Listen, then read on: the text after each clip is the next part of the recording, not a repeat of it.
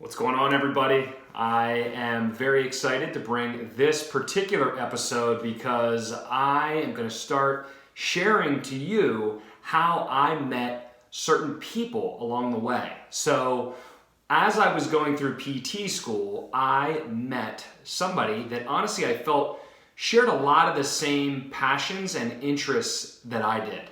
And going through our process, spending time at different locations in terms of where we were working. He was up in Frederick when he started. I was in Gaithersburg. I eventually made my way up to Frederick, working for somebody else at a private practice, much like he was. And he had started to do his own side company. It was his last name, Sports Performance.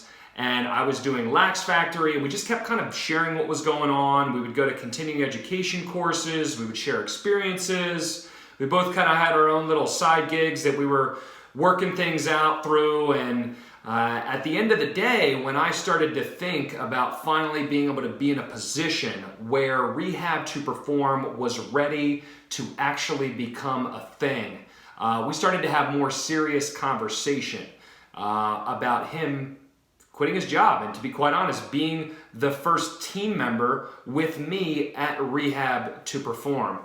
And it definitely took a bit of convincing. And for those of you that already know, this is obviously Dr. Zach Baker, aka Uncle Baker. But we got to a point where it was, hey, we're either gonna do this thing, or we're not. And I definitely recognized some of my strengths and knowing what his strengths were, and recognizing honestly that I needed somebody like Zach to join and really put us in a situation where I thought I had that home run, that clinical ace, and somebody that was gonna kind of be a little bit of yin to my yang with regards to certain things. I needed to go out and do things associated with business development. It allowed me to have a little bit more of that flex schedule that I thought was ideal to us getting our foot in the door up at Frederick Indoor Sports Center, which is where we chose our first location.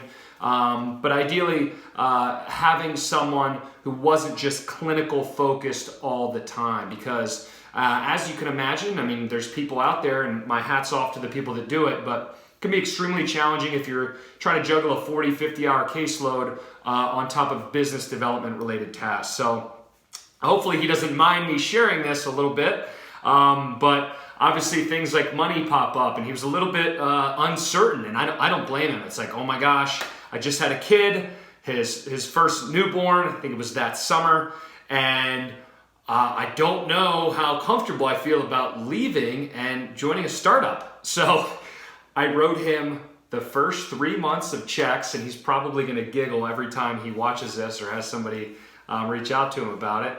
And he cut the cord. And I could not be more grateful to him for really putting his faith in me, putting trust in me, and really just locking arms with me through some challenging first months, and really probably the first 2 years.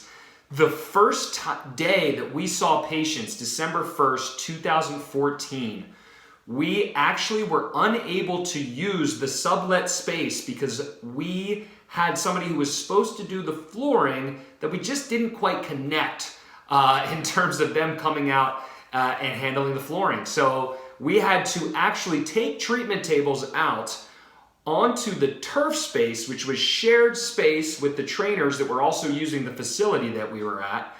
And one of the people who we saw that day was a young lady whose parents were physicians in the area. So you can imagine the first impression, having two people, I don't want to call us ragtag, but we weren't always the most put together people early on.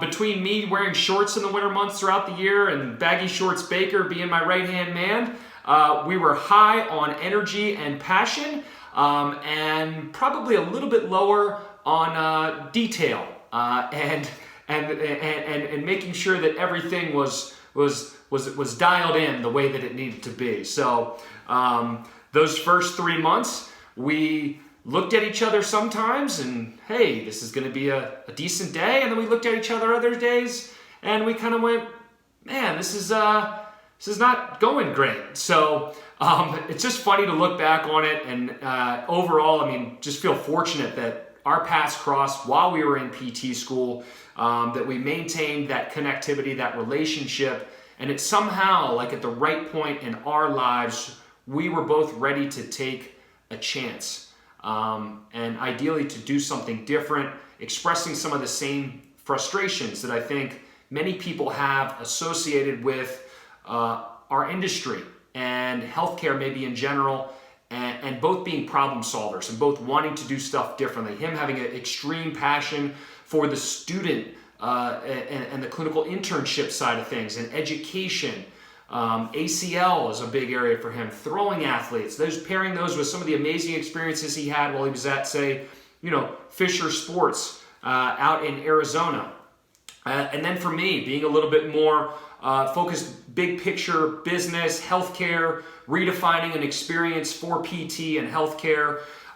For me, I think more just the multi-directional athlete progressions were something that I was a little bit more passionate about. I had personal training, small group training experience, obviously from a lacrosse coaching standpoint, but we were able to mesh a lot of big rocks and then bring our own uniqueness to the table. And I think that really allowed us to build off of one another, challenge one another.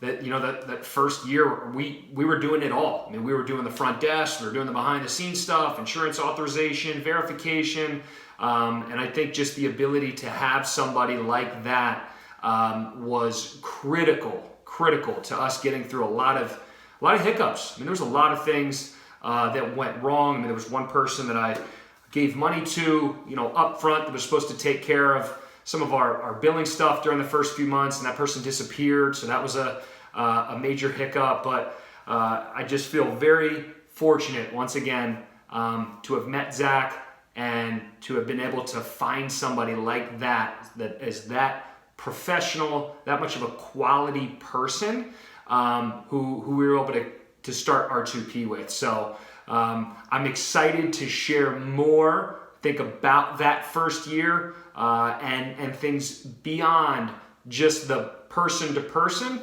but some of the hiccups, some of the things that we went through, and I'm looking forward to sharing that in episode 6. So stay tuned. Hopefully you've been enjoying it. If you have ever any questions about anything involving this origins storytelling, don't hesitate to reach out.